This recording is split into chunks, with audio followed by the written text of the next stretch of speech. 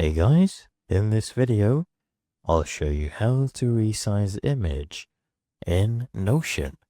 First, we need to add an image, so find any blank space, and then you can go ahead and click on this plus icon and choose image from the suggested, or you can just type in /image.